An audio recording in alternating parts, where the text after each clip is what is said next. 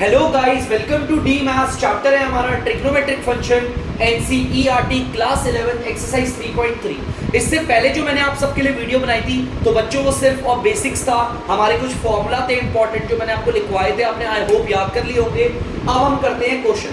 तो देखते हैं पहला क्वेश्चन क्या कह रहा है। चलिए, यहां पर लिखा है प्रूफ दैट, हमें इस पूरे को प्रूफ करना है। तो चलिए प्रूफ करते हैं। ध्यान से देखना, साइन स्क्वायर पाई बाय 6, इसको आप ऐसे भी लिख सकते हैं बच्चों, साइन पाई बाय 6 का होल स्क्वायर।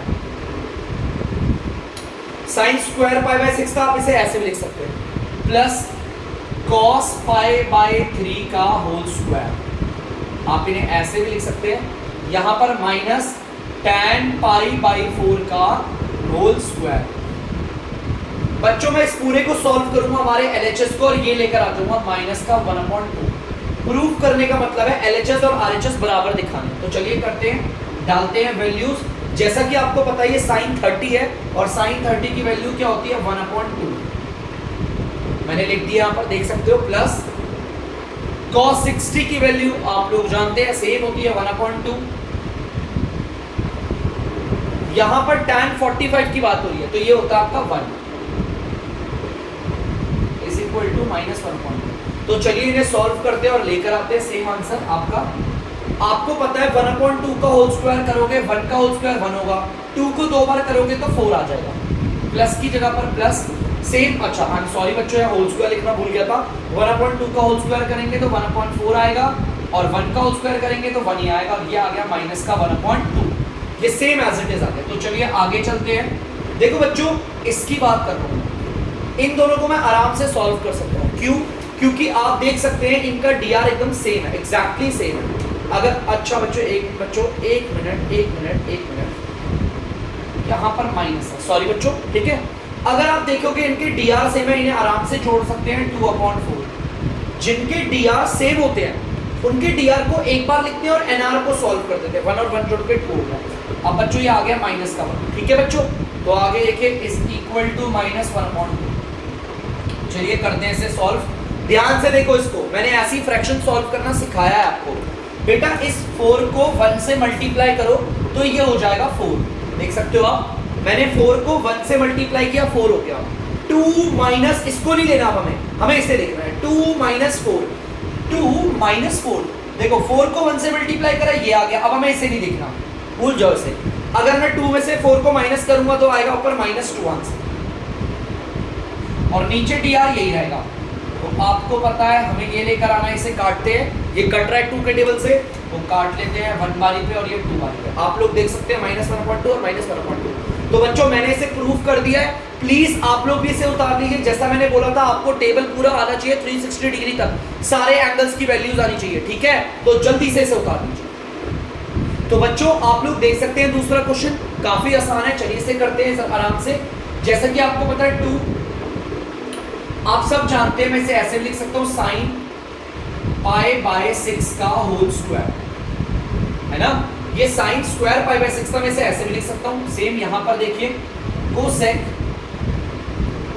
7 पाई बाय 6 का होल स्क्वायर और यहां पर कॉस पाई बाय 3 का होल स्क्वायर। बच्चों इस पूरे को सॉल्व करके हमें 3/2 लेकर आना है। प्रूफ करने के लिए इसको सॉल्व करके 3/2 तभी तो होगा प्रूफ। तो ध्यान से देखना, इस वाले एंगल को मैंने देखा स्टैंडर्ड है बच्चों, 30 डिग्री है। इस वाले एंगल को देखा मैंने, ये स्टैंडर्ड नहीं है। ये वाला भी स्टैंडर्ड है 60 डिग्री। स्टैंडर्ड वो एंगल्स होते हैं जिनकी वैल्यूज हमें पता होती है। अब आपको पता है कोसेक 7 पाई बाय 6 मुझे नहीं पता, गाइस आप लोगों को शायद पता हो, बट अभी तो फिलहाल मुझे नहीं पता।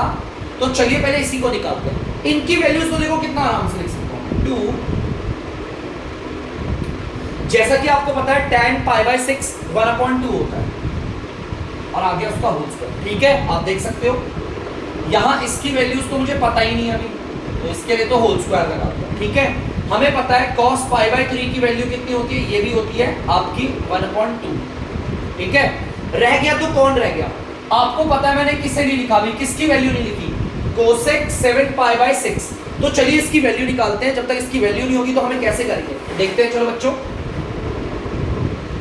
कोसेक 7 पाई बाय 6, तो जैसा कि आपको पता है हम इसे करते हैं, आपको पता है 6 को 7 से डिवाइड कर लेते हैं, तो चलिए डिवाइड करते हैं इधर पे।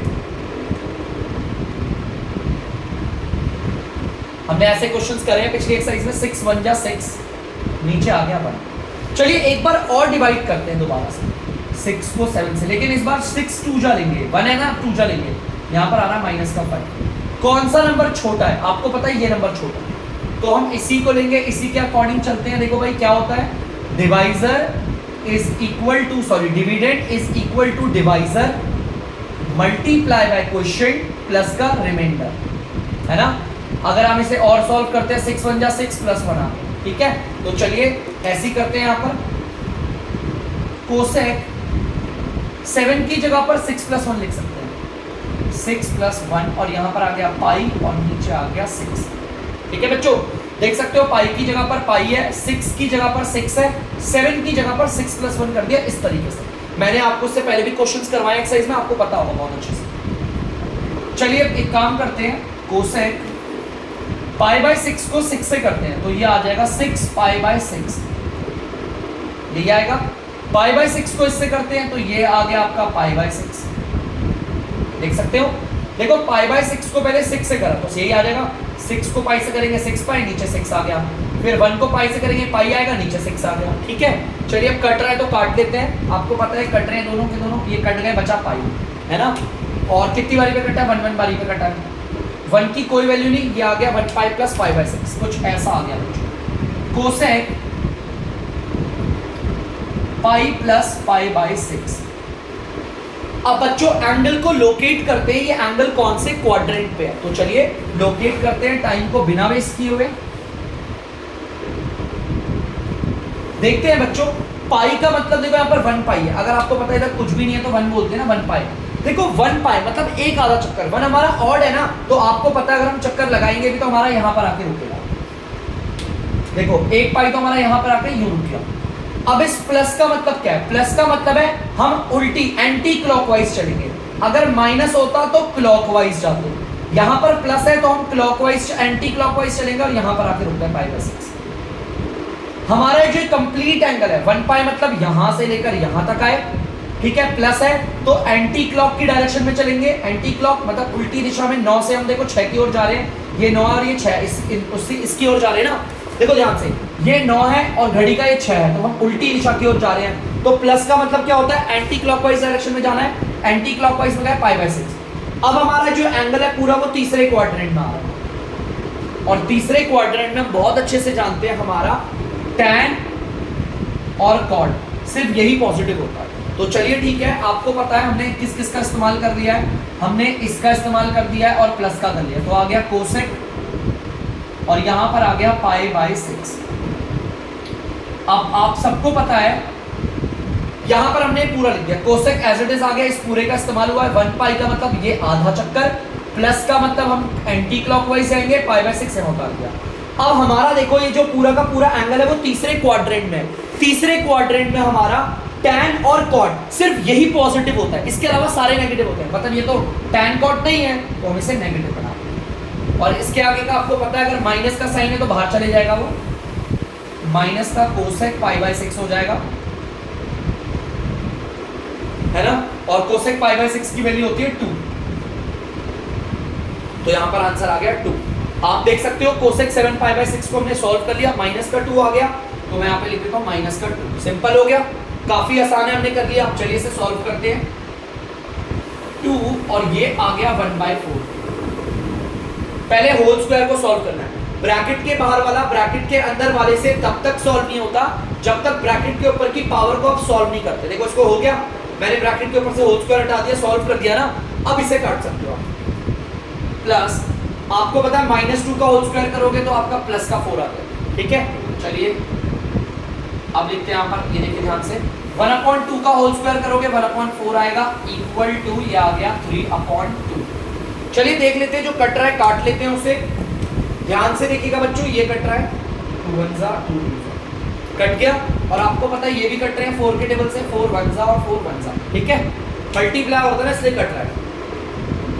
1 को अगर 1/2 से करोगे सेम आएगा, प्लस यहाँ पर आ गया 1, क्योंकि नीचे उनकी तो कोई वैल्यू नहीं होती, 1 को 1 से मल्टीप्लाई करोगे 1 ही आएगा, इक्वल टू 3/2। अब हमें इन्हें सॉल्व करना है, तो चलिए मैंने आपको बता रखा है कैसे करते हैं। 2 को 1 से मल्टीप्लाई करेंगे तो आंसर आएगा 2, हमें इसे भी देखना, लेकिन पेपर में आप ऐसा मत करना, दिमाग में करना है, ठीक है। 2 को 1 से मल्टीप्लाई किया 2 आ गया। 1 + 2 क्या होता है बच्चों? 3 होता है, तो मैं नीचे लिख देता हूँ 3, और नीचे dr पे क्या आएगा 2, तो आप देख सकते हैं 3/2 3/2। इसका मतलब मैंने इसे कर दिया प्रूफ, LHS और RHS मैंने बराबर दिखा दिए हैं। और बच्चों ये वाला पार्ट तो हमारी पिछली एक्सरसाइज का है ना, तो बिल्कुल भी आपको कंफ्यूज नहीं होना, इसे उतार दीजिए जल्दी। तो बच्चों आप लोग देख सकते हैं तीसरा पार्ट, तो चलिए इसे भी प्रूफ करते हैं। हमें पता ही cot π/6 का होल स्क्वायर है ना, तो cot π/6, तो हमें पता है cot π/6 क्या होता है? √3 होता है बच्चों, और उसका बना देते हैं होल स्क्वायर, ठीक है। चलिए प्लस ये कोसेक 5π/6 है, तो कोसेक 5/6 तो हमें पता ही नहीं है, चलो इसे रोक देते हैं, अभी थोड़ी देर में इसे भी करेंगे। ये 3, ये tan स्क्वायर π/6 है, जैसा कि आप पता है tan π/6 दे रखा है आपको, tan π/6 का होल स्क्वायर है, तो tan π/6 की वैल्यू होती है 1/√3 और इसका हो गया होल स्क्वायर इक्वल टू 6। इस पूरे को सॉल्व करके 6 लेकर आना है, लेकिन उसके पहले हमें इसको लेकर इसको सॉल्व करना है। कोसेक 5π/6 है, तो चलिए देखते हैं कोसेक 5π/6 को कैसे सॉल्व करते हैं हम लोग।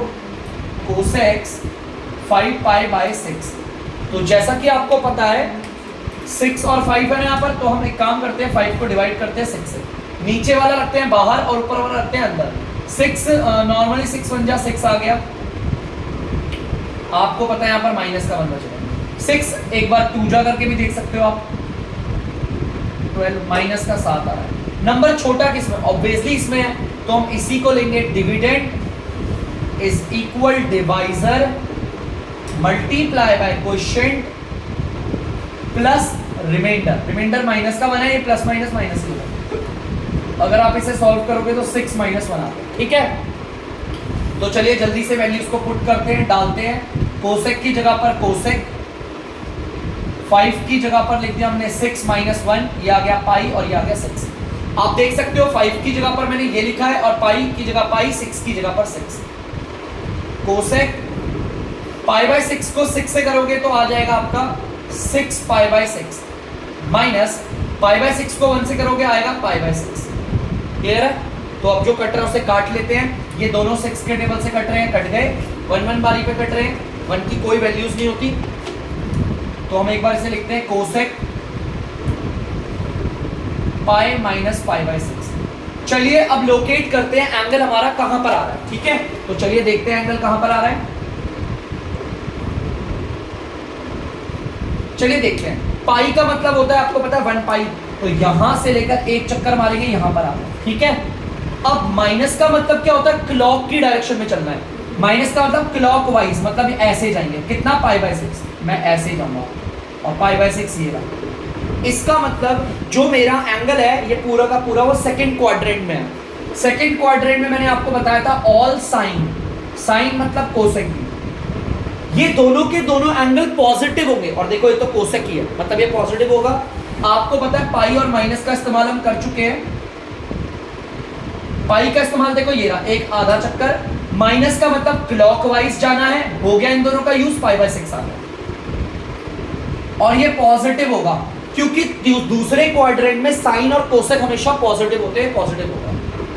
आपको पता है कोसेक 30 एक तरीके से ये होता है 2 प्लस का 2 आ गया। अब हम इस वैल्यू को यहाँ पर रख लेते हैं, देखो कोसेक 5π/6 मैंने सॉल्व कर लिया, यहाँ पर आ गया 2। तो चलिए करते हैं, √3 को अगर 2 बार मल्टीप्लाई करेंगे, √3 को √3 से, आंसर आता है 3। यहाँ पर इसे सॉल्व करते हैं, प्लस का 3, 1/√3 का होल स्क्वायर करेंगे 1/3 आएगा, ठीक है। तो देखते हैं अभी यहाँ पर बच्चों 3 से 3 कट रहा है, देखो 1 को 2 बार करोगे 1 आएगा, √3 को 2 बार करोगे 3 आ जाएगा। चलिए देखते हैं और आगे क्या होता है, 3 + 2 प्लस और यहाँ पर आ गया 1, यहीं पर ही प्रूफ हो गया बच्चों। 3 और 2 5 और 1 6, 6 = 6। तो आप लोग देख सकते हैं यहाँ पर मैंने इस पार्ट को कर दिया है, तो प्लीज बच्चों जल्दी से इसे उतार लीजिए। तो बच्चों आप लोगों ने क्वेश्चन नंबर तीसरा उतार लिया होगा। यहाँ की वीडियोस आज बस इतनी ही बनाऊंगा मैं। तो बच्चों ध्यान से सुनिएगा, इन क्वेश्चंस को अच्छे से उतार के 3 से 4 बार प्रैक्टिस कर लीजिएगा और फॉर्मूले याद रखने हैं आपको बेसिक्स के, क्योंकि अब हम जो आगे करने वाले हैं फॉर्मूले के ऊपर बेस होंगे। ठीक है क्वेश्चंस। तो बच्चों तब तक के लिए अगर आपको डीमैथ्स की वीडियो पसंद है तो वीडियो को लाइक करें, शेयर करें और चैनल को सब्सक्राइब करें। बाय।